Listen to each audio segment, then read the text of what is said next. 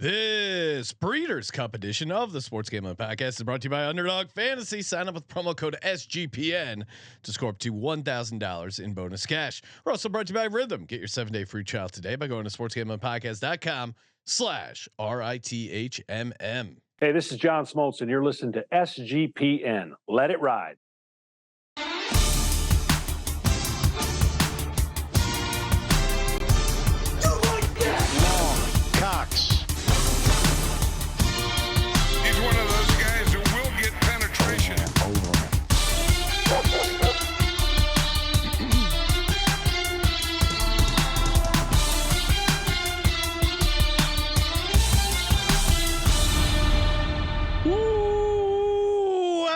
Everyone to the Sports Gambling Podcast. I'm Sean, stacking the money green with my partner in picks, Ryan, Real Money Kramer. What's happening, Kramer?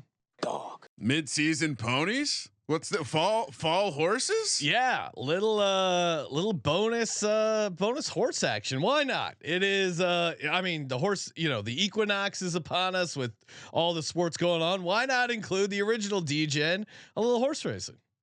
Yeah, it's honestly, it's if you don't like the ponies, you're not doing it right. But also, God's eye is always watching the horses, so it's nice to have some premier events, get some good horses like we're going to talk about. But I mean, certainly more of a D-Gen. Like this is probably the fourth biggest day in racing. Yeah, horse racing people would tell you it might be the biggest day. Well, yeah, and especially the field gets pretty interesting. I feel like it's probably not as covered by mainstream corporate gambling media, but we love some breeders. And I can relate now that I'm deep into the digital horse world. There is this. I do love Ryan always compare as a horse owner. This is how realistic it is. So the aging curve stuff, which we'll talk about later in the episode, but this idea that you have this great horse, it's gone on a great run as a 3-year-old, and you don't just want to shut it down. Like too often, it's like, all right, let's get this thing in the stud barn and start nutting. And it's like, no, I want to race more. I want to win some more money. And so, yeah, the classic, for example, a lot of 4-year-olds who are great horses as 3-year-olds, still trying to make some money. So I can relate, and I can only hope that I can head to the digital winner's circle. Although, Sean, I will say, unrelated to the races we're going to talk about today, there are now potential pathways to me being partial owner in a real horse. Really? Yeah. So stay tuned to that. Stay tuned. Ryan owning some actual real horses. Hey, if you want to get, imagine we get dressed up in our nice horse gear and we go down to watch our horse run. Oh yeah, I'm putting on a suit and tie. I want to impress the horse. It reminds that Simpsons episode where they get the really good dog named Laddie, and Homer starts wearing a tie in front of Laddie to try to impress the dog. I would do the same thing if I had a horse. Sean, no bullshit. I think we should actually reach out to this company. I'll get the details, because this is like basically co-op horse ownership. It's the kind of thing that I feel like a lot of our audience might be interested in. Ryan, you know what our audience is interested in? Get into Breeders' Cup winners. Yes. And you can do that over on sportsgamblingpodcast.com/betus. Use the promo code SGPN so they know we sent you. They got a money back special. Get your money back if a horse you bet to win finishes second or third. So make sure you check out BetUS for all the details there. But go to sportsgamblingpodcast.com/betus. I'm looking at some of these sweet futures prices in the old race book. Oh man, this is just on top of NFL, college football. Shout out to the Raging Cajuns getting the nice cover there. NBA's tipping off. Check out the NBA Gambling Podcast. So much content, so many picks, so many ways to get down over at sportsgamblingpodcast.com/betus. Use the promo code SGPN so they know we sent you. sportsgamblingpodcast.com/betus. All right, Ryan. Now time to talk to new friend of the program, Randy Moss. Joining us from beautiful Del Mar, California, here to talk 2024 Breeders' Cup from NBC Sports, the one and only Randy Moss. Randy, how you feeling here on a Wednesday? Imagine some excitement in the air leading up to the big races. I'm in Del Mar, even if there was not a horse track in sight. I mean, this is like it's paradise. Look at that. Yeah, Palm I mean, look at trees, that sky. palm trees. I mean, you can't beat this. This is spectacular. So, and I'm assuming no weather you have to handicap coming into the weekend, right? Feeling pretty good. Yeah, I mean, it's a lot of studying, a lot of homework, a lot of late nights. But we've been doing this now for weeks, trying to get ready for the Breeders' Cup.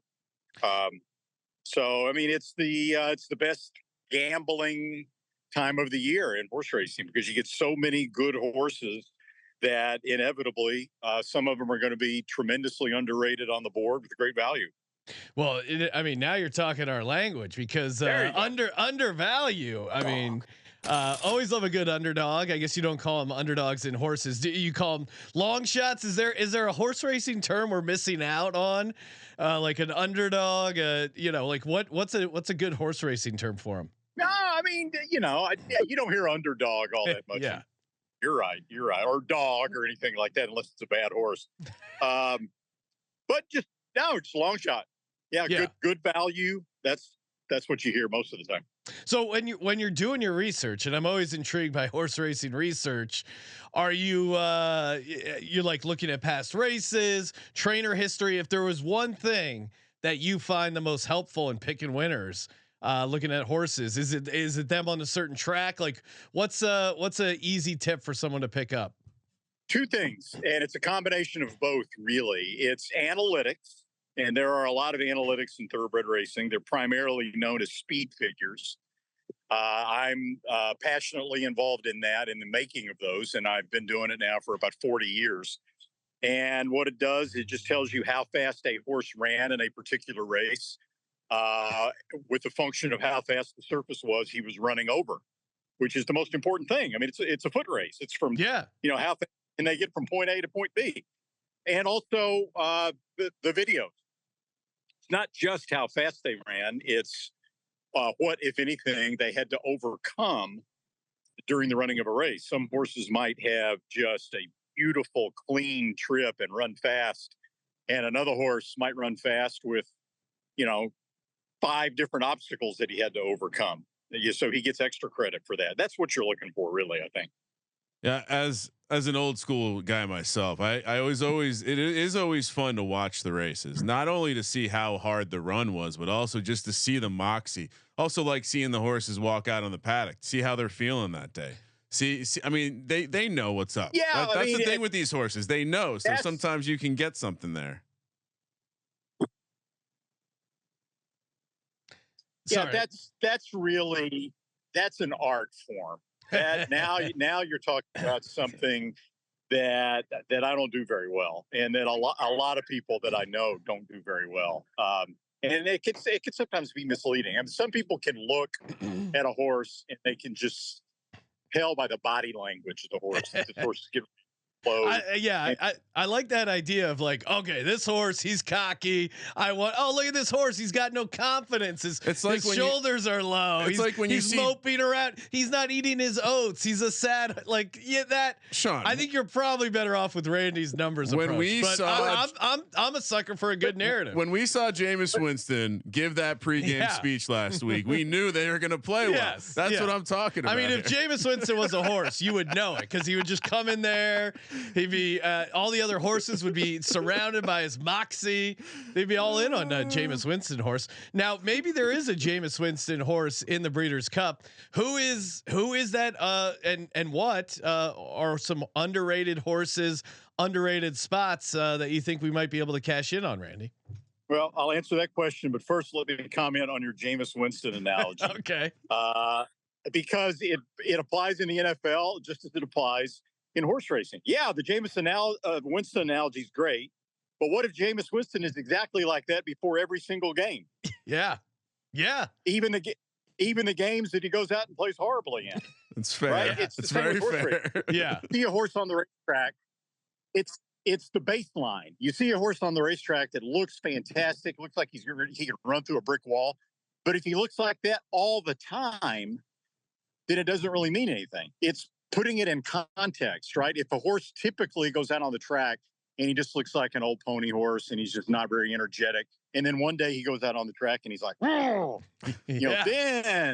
you've got something. It's something out of the ordinary. Now, to answer your question about horses that are, I think, good value in the Breeders' Cup. There is one in particular that I think is the best value of any horse on the 2 days, and he's coincidentally running in the biggest race. He's running in the Breeders' Cup Classic. He'll go off quite that high, but his name is Arthur's Ride. He has already run as fast as it will probably take to win the Breeders' Cup Classic race. Was not one of his best. And so a lot of people jumped off the bandwagon. But his trainer is a guy named Bill Mott, who has won the Breeders' Cup Classic more than once. He trained a famous horse called Cigar back in the day. And there's really no trainer any better. Maybe Bob Baffert would be as good at pointing for a particular race, circling a date on the calendar, and then training the horse to peak on that particular day. That is really difficult for a trainer to do. And Mott does that exceptionally well. The horse should make the early lead. He should set the pace. It shouldn't be too fast, which is a huge advantage for him. Big gray horse, it'll be easy to spot. And I think the price is right. And I think he can run a really big race. Yeah, this is great because our horse guy also likes Arthur's Ride at 15-1. We're seeing in the Breeders' Cup Classic. So Ryan, this is why it's great to have multiple horse guys. Not only Chase, but Randy also out of nowhere picks the same one, Arthur's Ride. So I guess from judging for the long shot odds at 15-1 here, is it because Bill Mott has been a little cold as of late? What do you think is making this horse 15-1? Just his struggles recently? Yeah, his last race wasn't very good. It was in the Jockey Club Gold Cup at Saratoga. But what happened was the horse had run 2 gigantic races back to back. And then they ran him back in 4 weeks, which was the original plan in the Jockey Club Gold Cup. And he wasn't quite as sharp, which happens sometimes. And horses are not going to run huge races every time out. And so they just kind of regrouped and gave him a little bit extra time. Now he's been off, since late August or early September. So he's been off 2 months, which is good. The horse has bounced back and he could run back to those super fast races that he had before. But the price is right. Yeah. He may not win, but if he's 10, 12, 15-1, you've got some risk, but risk reward makes it worth it, I think. Yeah, you don't need to talk me into a 15-1 long shot, Randy. Yeah, I mean, just the price alone I'm in. And Ryan, this is what I like about the horse racing world, right? Because if we talk to you normally, if you watch like Inside the NFL, they're like, "Oh, I can't make a pick on this game. I'm calling it." No. Meanwhile, in the horse racing world, if you're not also betting it and getting down on it, you can't trust a horse racing analyst's advice on a horse if he's not actually betting it. Randy, what are your betting strategies? How many are you going to be playing? Some try boxes, some trifectas, some superfectas? Do you go heavy on some like outrights? Like, what's the approach here? Because that, I think we get a lot of questions of like, okay, you like Arthur's Ride, or you like, Ferocious or whatever, like the horses you like. How do you play them normally? If anybody tells you that they have one particular betting strategy that they always use, that's a red flag. Yeah. It all depends on the situation, right? You can have a race, for example. Let's just use one race, for example, on Saturday, the Breeders' Cup Distaff. It'll be the heaviest favorite of any of the Breeders' Cup races. A horse called Torpedo Anna will probably be 2-5. There's not too much behind her. But that's why God created exactas or trifecta, okay? You just assume, in that case, if that's what you believe, you assume that Torpedo Anna is going to win the race. You can't bet on her at 2-5. It's ridiculous. But you can play the exactas, and maybe there's a horse that's underrated that you think is a big price on the board that you think is the next best horse in the race. So then you play an exacta, and so basically you're still getting value if that horse finishes second. And some races they're wide open, and you like a lot of high price horses in there.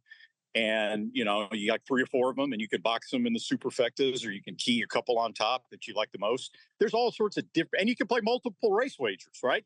Single horses that you really like or whatever, and pick 5s, pick 6s, pick 3s. The menu is just so big and so varied at the Breeders' Cup that you can, it's smorgasbord. you can pick and choose according to the type of race you think it is and your confidence level. Now, do you think Torpedo Anna warrants being that big of a favorite? Are you going to be tying her maybe into like to your point, a pick 5, just take the exacta, just eat the chalk? We have a guy who always tries to get us to a working man's price because 2 to 5, you don't want anything there, but 2 to 5 with an exacta with like a longer shot paired with it. Do you think the favorite, the level of favorite she's being priced at is warranted for that race? She has very little competition in there. Okay. That's the thing about it. I mean, that race was set up to be this fantastic race, a matchup between the defending champion of a mare named Idiomatic and Torpedo Anna, older against younger. And then, as happens too often in horse racing, last week, Idiomatic had to be retired with a minor injury, and all of a sudden it becomes, from this great matchup, it becomes a one-horse race. My policy, standard policy, I like it's a policy. And statistics bear this out. You should never bet on a horse to win if it's say 7 to 5 or less. Just don't. There's too many risks involved. Yeah. Inherent to thoroughbred racing that in the long run you're going to lose money. Horses stumble at the start. They rear at the start. They get into trouble during the running of a race. Enough bad shit happens during the running of a race that it's not worth taking a low price. Now, if you have a horse like Torpedo Anna that you think deserves to be a low price, that's when you look at the different types of wagers that you can make to try to find some kind of value to offset that low price. But do I think she deserves to be 2 to 5? Probably. She didn't run her very best race last time out, so that could be a danger sign for some people, but I would prefer to just assume that she's going to win the race and look for value underneath her. And there's a Japanese horse named Awesome Result. That would be my second betting advice for you guys. I mean, you've got Arthur's Ride in the Classic. Yep. Pay extra attention to horses from Japan running in the Breeders' Cup this year, and there's a lot of them. There's going to be 19 of them. I think 18. I think one's on the also eligibles maybe and didn't get in. But look, the Japanese are ascendant in the world of thoroughbred racing. They have dominated internationally when they've targeted international events in Dubai and Saudi Arabia. And they have brought some really fast horses that the American bettors aren't going to know too much about. And they're going to tend to be a little bit underrated. And so, be sure and throw some Japanese horses in the mix there. When you're betting on these races. I like that. I marvel at the logistics of flying a horse across the world. It's just, we got to get a tour. And Randy, have you ever seen a plane that they use to fly horses? Have you ever been inside? Like, the setup is interesting to me. Like, and obviously this horse is worth a ton of money. Well, one, I mean, you're flying it somewhere, but like, what, does it have like a seat? Obviously it doesn't have a seat, but like, you tie it down. Like, what do you do to fly a horse out? It's crazy. Oh, it's pretty amazing the way they've done it. And there are companies that specialize in doing nothing but that. There was one company called Flying Tiger that was based overseas that did nothing but fly animals and fly horses. And FedEx bought Flying Tiger, if I'm not mistaken. Really? So now a lot of these horses are just shipped FedEx, and so literally they take these and they take these massive 747 planes, 727s. They completely hollow them out, obviously, so no seats or anything like that. And they can actually put horse boxes, horse stalls, 25 of them or so on a plane. That's crazy. They have grooms that travel with them to make sure that they stay well hydrated and make sure that they're eating. And the horses typically handle that very well. They don't have any horse lag. I just, the idea that you could FedEx a horse, that's the ultimate rich guy move. That's like 2024. Hey, I'll FedEx you my racehorse. What's the tracking number on this mare that I'm sending you my way? Just drop an air tag in there. Yeah, when they absolutely positively have to get the horse to the race.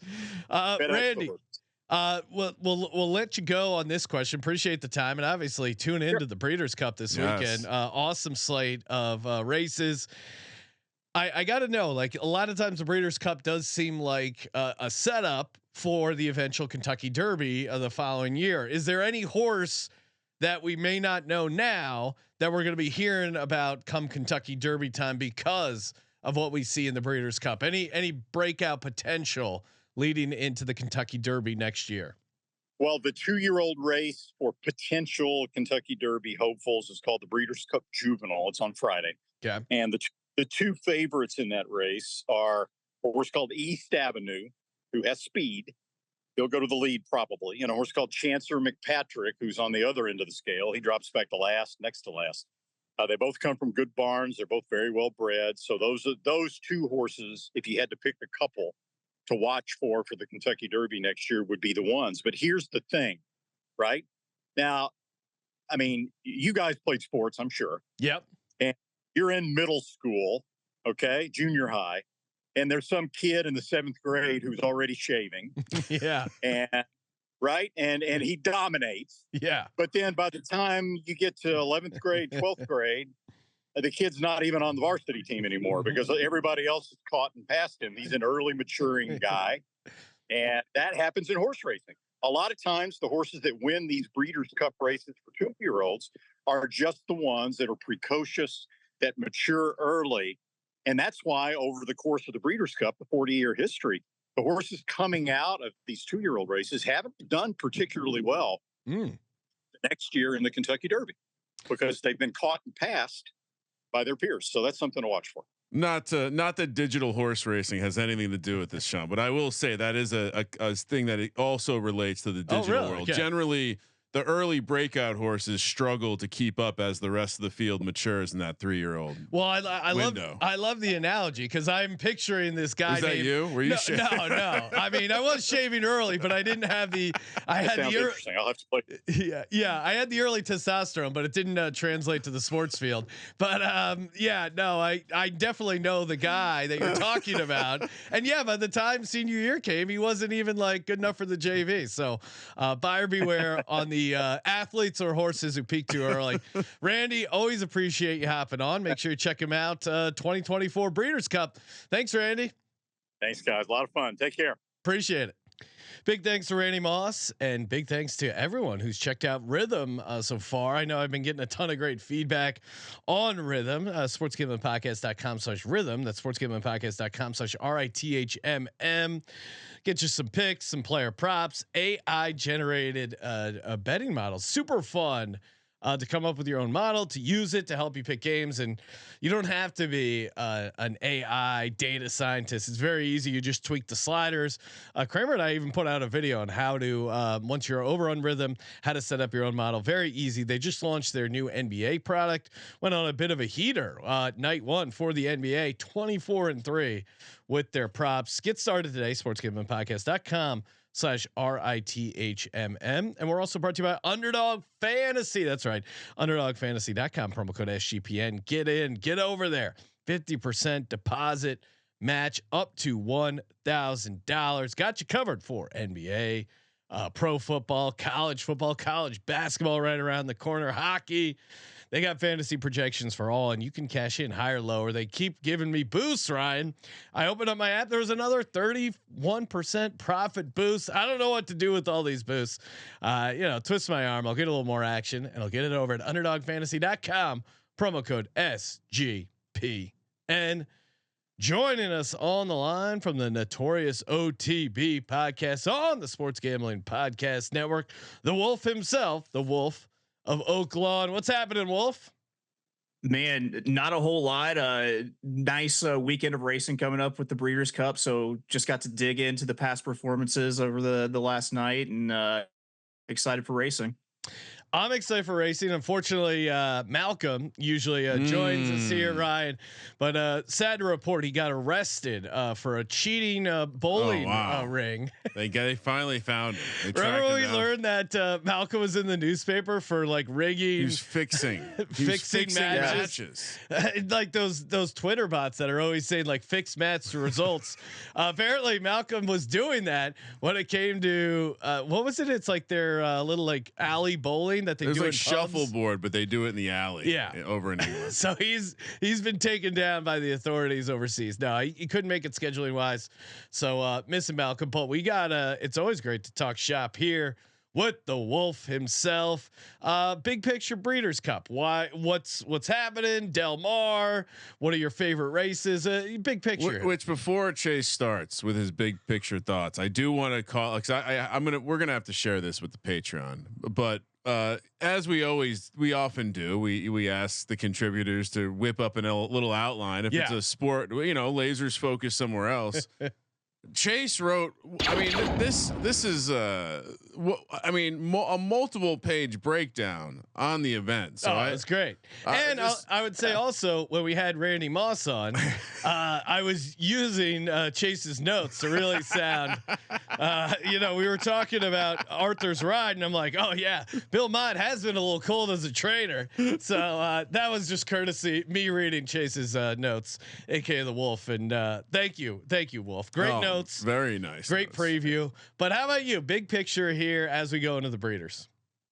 Big picture. I was also super confused as to which Randy Moss you were talking to. Yeah, because I couldn't. Wolf has a dry sense of humor sometimes, and I said we just had Randy Moss on. You're like, oh, did you ask him about his massive hands? And I'm like, wait, he has massive hands? I'm like, no, it didn't come up. And you're like, well, I mean, he's an NFL receiver. He must have massive hands. And then I was like, it took me a second. I'm like, wait, is he doing a bit about like Randy Moss NFL receiver questions I should have asked Randy Moss horse racing guy? And then he's like, oh wait, there's also a Randy Moss white horse racing guy. I'm like, that's the guy we had on. So it was a fun back and forth.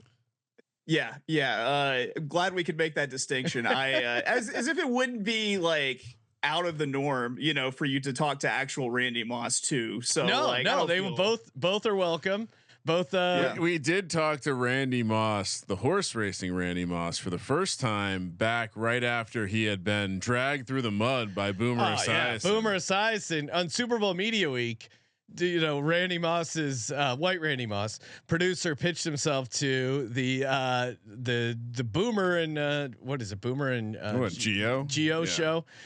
And they booked Randy Moss. They booked the white Randy Moss, and then like they figured it out. They're like, no, we don't want this Randy Moss. And they were very mean to our Randy Moss, who we love. And I'm sure if we met the other Randy Moss, we'd also like him. But so that was the first time we had Randy Moss on. I'm sure he gets it all the time. Oh, because the email I got pitching Randy Moss, the guy, it was like bold capital letters. Just to reiterate, this is horse racing expert Randy Moss, not Hall of Fame receiver Randy Moss.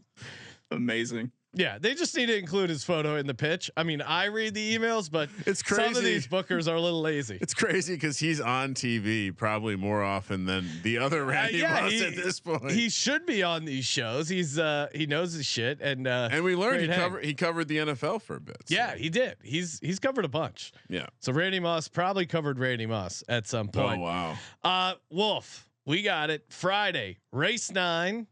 The grade 1, $2 million, a Breeders' Cup Juvenile and 1/16 miles. What do we like? What do we see? How's this race going to shake out? Sure. So with this race, this is the 2-year-old Juvenile Championship. What you need to know about this race going forward is whoever wins it is likely going to be your favorite in Kentucky Derby future betting pools. That's kind of how this goes. They actually get Kentucky Derby points for this race. It's a 2-year-old race, which means that there are a lot of horses that haven't learned how to pass other horses yet, which means that you have a ton of horses all out running to be like on the lead in first. And when that happens, you end up with a complete pace meltdown. And your top 2 choices in this race are 2 horses that could fall victim to that pace meltdown, with the one East Avenue, who's owned by Godolphin. Godolphin wins a whole lot of Breeders' Cup races, but I think that this one is vulnerable because it's going to be sent from the rail post position. The tactics were kind of decided for it at the draw whenever it drew the rail. And then you have another horse at the 5, Jonathan's Way, at 9-2, which looks like another horse that needs to be on the lead. If those 2 horses link up, and not to mention some of the other horses that feel like they need to be out on the front going, link up, then this is really going to shake out really well for a horse that I picked in the 10 Chancer McPatrick at 3-1, which isn't really an exciting pick in terms of odds, but well, I feel like exciting name. I mean, it almost sounds like my God, with potatoes falling off this. It almost horse. sounds like a Simpsons character of like Irish cop. Oh, Chancellor McPatrick in the paddy wagon rounded up all the drunks at Breeders' Cup. I'm Troy McClure playing Chancellor McPatrick, in the role of a lifetime. Sorry to interrupt you. I just had a Chancellor McPatrick. What a name. Yeah, with Chancellor McPatrick, the Chad Brown trained horse. It's got Flavien Prat up, who right now it's kind of like a tie between him and Irad Ortiz as to who's going to be the top jockey in North America at any given time.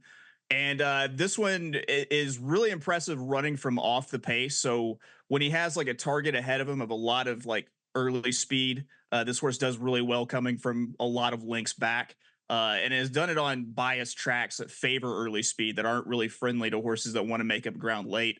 So I think Chancellor McPatrick looks really strong here and is my top pick, even though it's not the flashiest, but it is looks like a high quality horse here. And what about I saw you on the sheet. You have a long shot you think has a chance here for the Friday race 9? Yeah, it's I would call it like a longer shot. It's not like a huge number either, but it's the 4 Ferocious at 6-1. This one hasn't won since it's broken its maiden 3 races back, but it's had excuses and it's also progressed in a speed figure standpoint. Last out, this one had a little bit of trouble. And also, was fractious behind the gate, kind of ran its race early, expended a lot of energy before the gate even broke. Despite that, Ferocious still ran second and put out a pretty big buyer speed figure. And if that horse didn't put out its best and could still run that speed figure with a clean trip, it could definitely run an even bigger figure that would put it very competitive in winning this race. So it's a lot of just kind of speculating based off of trouble that the horse had last time and what the figures came back as. I'm thinking about Chase sitting back looking at all those figures. Where do you get your speed figures from, Chase? Right now I'm using the daily racing form, so I'm using the buyer speed figure from there, which is supposed to be the gold standard. Nice. The gold sheet of horses. We got lost in conversation talking about the just flying the horses over from Japan. That was one of the notes that Randy Moss, horse racing insider, gave us, that to keep an eye on some of these Japanese horses. I know you have a couple we're going to get to. What about Saturday race 8, grade 1, $7 million up for grabs? Whoa, it's a sweet payday. Do they do a giant check like in Happy Gilmore there, or I'm assuming they can wire it, but it would be sweet to hold the giant check. I guess Bob Baffert is a little too and I didn't even does Bob Baffert have any horses running? I want to say he maybe had one scratch out of this. Okay. Yeah, because I didn't see his name pop up in the limited research I did. Yeah, he doesn't have anything in the classic itself, but Newgate, which I'm not sure if Newgate is scratched or not, but yeah, that horse is number 13 in the classic. All right, so maybe someone to keep an, or you said it was scratched. Maybe. Oh, maybe. All right. Maybe I'll have to double check on the ever growing list of scratches. But also, I think that if you own a horse that's good enough to win the $7 million Breeders' Cup Classic, that like you're so over money that like a huge check is like whatever. Just a regular week. We could do this at the race. Yeah. So what about race 8? What do you like there? Yeah, so with this race, I'm sorry, to clarify for people who aren't horse experts like ourselves, this is the Breeders' Cup Classic. This is considered the race, right? Yeah, they moved the quick. That horse has been scratched. Newgate has been scratched. Yeah, so I think he's out of the classic then at this point. Bob, feel free to take the 2-hour drive up north, hang out, watch college football with us. That's a personal invitation. Get down some action. We got ATVs. What do you, Brian, what is happening? I mean, I completely forgot we're doing a horse racing episode. We're back. I knew something was different. I didn't have my shades on. I didn't have my horse racing glasses on, Ryan. I apologize. Why didn't you remind me? That's totally my fault. I mean, this is, really, ladies and gentlemen, Sean Accountability Green. Yes. Anyone's fault but mine. Chase, we got you sidetracked, but race 8, aka the Breeders' Cup Classic. What do we got? Yeah, so they switched up the order this year where they put the Breeders' Cup Classic like right in the middle of the day for some reason. With this one, I think that this is probably the most wide open betting Breeders' Cup Classic in recent memory. Usually there's a horse that kind of sets itself apart throughout the course of the summer and everything with the different races that it's run and won. Well, it seems that everyone who kind of set themselves apart are already retired because they had stud deals. So with this one, you have City of Troy, who ships in from Aiden O'Brien, who's one of the best horsemen in the world. But the problem is this horse has never raced on dirt before. This is always in Ireland or in the in the United Kingdom raced on the turf, and it's installed as the 5-2 favorite. Well, just like a cardinal rule of horse racing and handicapping is never take a short price on a horse doing something for the first time. Yeah. So I'm not going to take a short price on City of Troy. And then you have the 9 Fierceness at 3-1 here. This one, the whole question was, could it run 2 good races back to back? And for a little bit, the answer was no. Then it answered the question by winning the Travers after a win in the Jim Dandy. And so, yes, we now know that this horse can run 2 good races back to back. Can it run 3 good races back to back? That's another something that I'm willing to bet against also. So I'm looking at prices here with the 14 Next at 8-1. That's my big shot. Talk us into Next 8-1. Why do we like Next as a top play here? So if I were to tell you that this horse hadn't lost since May of last year, you'd be like, why am I getting 8-1 on this horse? And also the horse hasn't lost by more than, or has won all of its races by more than like 10 lengths combined. Easy money. What am I missing? The horse has been running in the like older male marathon division where he's running out at like 1.5 miles, 1.75 miles and everything. And it's a really like much easier division, but the horse still puts up the kind of speed figures that are fast enough to maybe be competitive and win this race. And with the cut back in distance, like 1.25 miles is just a walk in the park, as opposed to the really long, 1.5 miles, 1.75 miles races. So I think that Next might be able to sit and kind of stock this pace up close and have plenty in the tank to kind of kick free in the stretch, because it's been just running at way longer distances. Its habit is running fast for a really long time. Yeah. I mean, makes sense to me. What about the long shot pick? I know Randy Moss said he likes Arthur's Ride. I see it's on your list. Talk us into Arthur's Ride.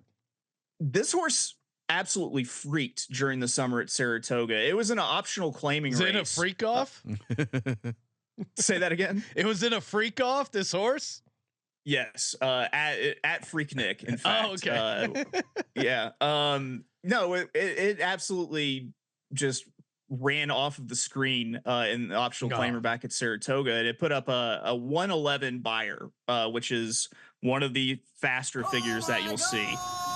And so that was so good that they just randomly put it into another stakes race. And it did almost the exact same thing. Last time it had some trouble, so it didn't really get a clean trip. Still ran a respectable race.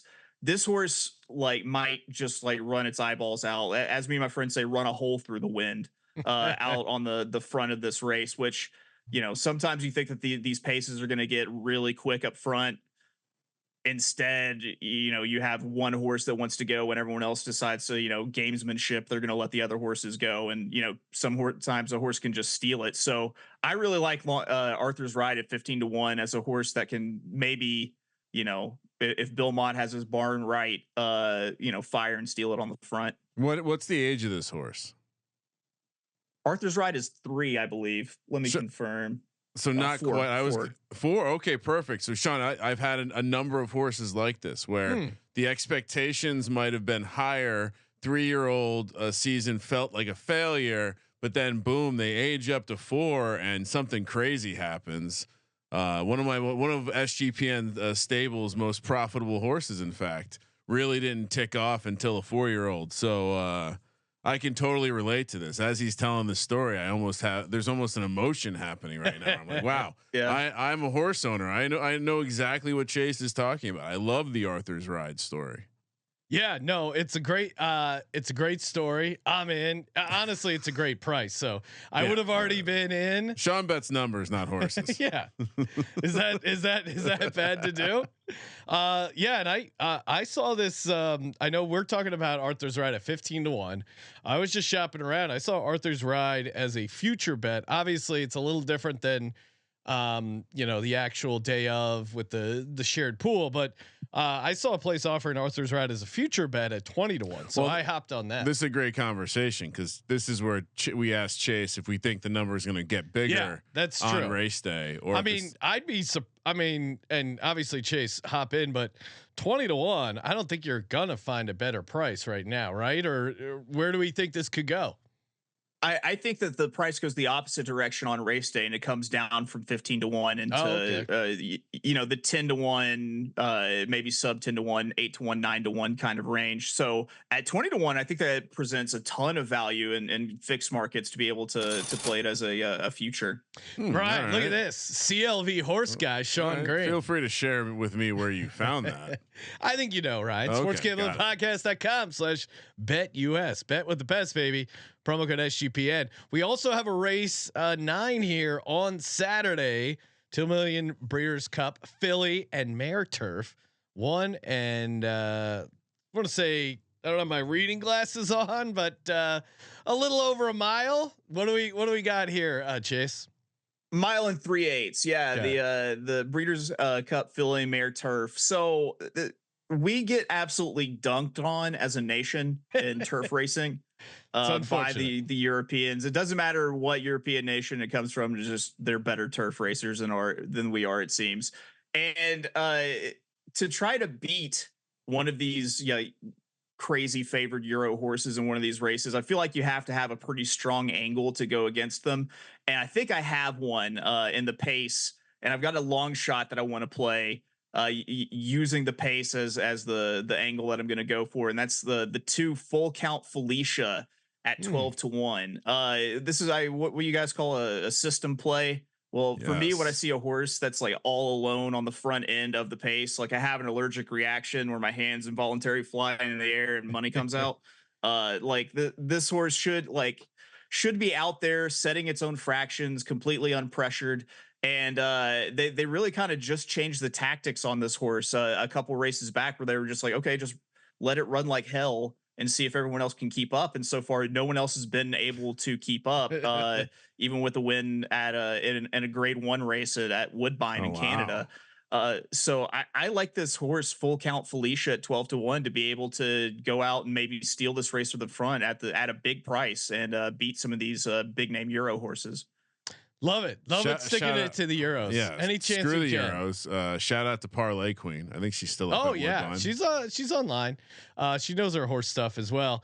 All right. So looks like you got a nice slate of best bets. I'll hop in, rattle off what I'm stealing of Chase's. Oh wow. This is gracious of you. And to do it first. That's very smart. Arthur's Ride. Next, I'm gonna take them both to win. Ferocious, I'm gonna toss in there. These are just to win. I'm not messing around with any of these other options. I know maybe there's some value, but I'm not messing around. The name of the game is to copy people who know what they're talking about. So Ferocious to win the race on Friday, race 9. Next and Arthur's Ride, race 8. And then Full Count Felicia for race 9 Saturday. Kramer, what do you like here? Well, I'll let Chase go before. Okay, and Chase. Then I'll say I like everything. I Chase see you got a nice slate of picks here. We'll put Chase's doc up in the Patreon if you want to check that out. But Chase, what do you got going here? I see you got some trifectas, some exactas. What are we doing? Yeah, so for Friday for that race 9 for the Breeders' Cup Juvenile, I'm going to win bet Chancellor McPatrick. I'm also going to kind of Dutch my win bets with a win bet on Ferocious, where I'll go in a little bit harder on Chancellor McPatrick than I will on Ferocious, because the odds should stay pretty fair on Ferocious. And then I'm going to play an exacta 4-10. So that's 4 and 10 in first, and then 4, 5 and 10. So that's 4, 5, 10 in second. So I'm counting on Chancellor McPatrick or Ferocious to win this race, and then to hold off the 5 Jonathan's Way possibly in second place, the horse that should be out towards the front, kind of battling. So that's my exacta play for race 9. All right, so that's what you got Friday, race 9. What about Saturday, race 8? Just to recap here, I know Saturday, race 8 is the classic itself, and of course we like our Arthur's Ride, our next. But what else you got here? Yeah, I'm gonna win bet next at 8-1, and then to cover myself with that Arthur's Ride opinion, I'm gonna play in a trifecta using next and Arthur's Ride in first. Then I'll use City of Troy in second place with those 2 horses. And then basically throw in a bunch of Japanese horses into third place with the 1, 3, 6, 7, 9, 12, and 14 into third place. Or the simple way to play it would be just an exacta 12 and 14 with 3, 12, and 14. All the picks are in the doc that we're putting in the Patreon. Well, see, this is why we gotta rattle them all. So real quick though, all right, how often does a turf, or like how often are these horses coming over with limited dirt exposure into these races and doing well? Into like the classic itself, I mean, I'm sure there are examples, but it's not something that happens all that often. So I mean, the horse is pretty well thought of to be put in as the morning line favorite. Yeah. So I mean, there's plenty of pedigree that says that the horse might like the dirt, but it's easy to go against.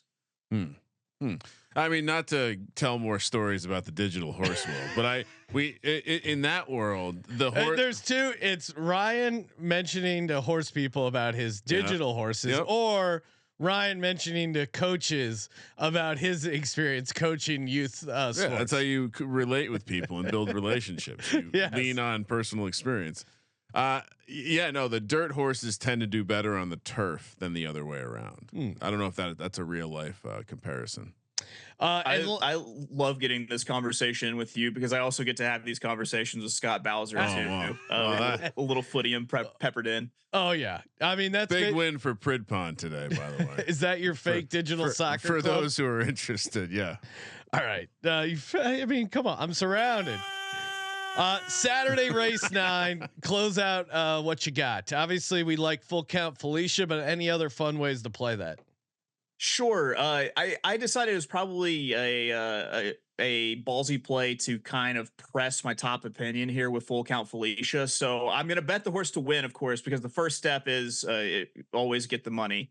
But I'm going to go ahead and key it in first in an exacta, and then I'm using a couple horses underneath, which I do believe there was a scratch in one of these races. So one of these numbers might not still be the right one, but it was going to be 2 with over 3, 6, and 7. So 2 in first place with 3, 6, and 7 in second place. And quick question: in the horse world, is there a lean? Is there something like a lean that where people don't, where they make? Because I assume horse people all make all these bets. Yeah. Yeah, there's leans. You have people who have leans, but usually you try to stand on business and give yourself dollar bet. I mean, come on, stand on business, Ryan. I like that. That's a great term for it. Yeah. Stand on business. That's what we do here at the SGPN. Feels like a t-shirt. We stand on business. Chase, always appreciate you hopping on. Make sure you're into horse racing, or if you're just looking for more action, make sure you subscribe to the Notorious OTB. Or if you want to see the coolest cover art, yes, at SGPN. very cool. If you're just looking to expand your DGen wardrobe, highly recommend the pretty cool designs that we got for the Notorious OTB in the merch store. Make sure you check those out. Grab a couple of those shirts. And Chase, aka Wolf, where can people check you out? Give out your X handle? Sure. You can always find me being abrasive on Twitter or X at of Oaklawn. That's OF and Oaklawn, like the track. You can follow me on Instagram at Wolf of Oaklawn. Get all my digital AI art there. Oh yeah, he's tons of digital AI art. Maybe the best AI artist that I've best one I know. across. Yeah, and I'm always like, where's he coming up with these ideas? Very fun. Well, he's going to a dark place with the AI. That's what he won't admit it, but he's getting intimate with this thing. Well, he's getting ahead of it. He's probably knows eventually they're going to rule us. Artificial intelligence. Why not? Why not make friends with it now? I tell Sean this all the time, but make sure you say please and thank you. Oh, to AI. Yeah, Yes. Be nice to the robots. They remember. They do remember. They remember. It's very creepy. Well, Wolf, aka Chase, appreciate it and wish you the best in your Breeders' Cup, and myself as well, because we have a lot of the same picks. Kramer, any other picks you want to toss in? No, that Chase's cards. Exactly I'll say this: I will post. Well, this is only a couple of the races, so I will. I'll find some plays on some other races. We'll have a whole card posted. And actually, yeah, before we let you go, what do you think of Arkansas this week? What's your handle? You're a big Arkansas college football guy, college basketball. What are we doing here?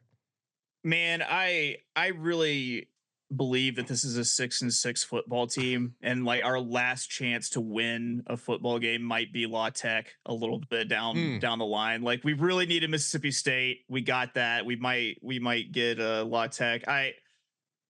I really just like am optimistic that we're going to scrap for a bowl game. Maybe we'll jump up and get another team, down the road with like Texas or whoever else we have remaining on our schedule. But we'll see. So in on Petrino long term. Say that again. In on Bobby Petrino long term. Man, I was like anti Bobby Petrino, but now that he's back, I'm kind of like, all right, I can be this sleazy. I can do this. Yeah, he's still together with his wife. Who are we to judge? Good times as always, and check out the Notorious OTB. Thank you for participating in the Sports Gambling Podcast. For the Sports Gambling Podcast, I'm Sean, stacking the money green. He's Ryan. Great look, Sean. Kramer. Let it ride.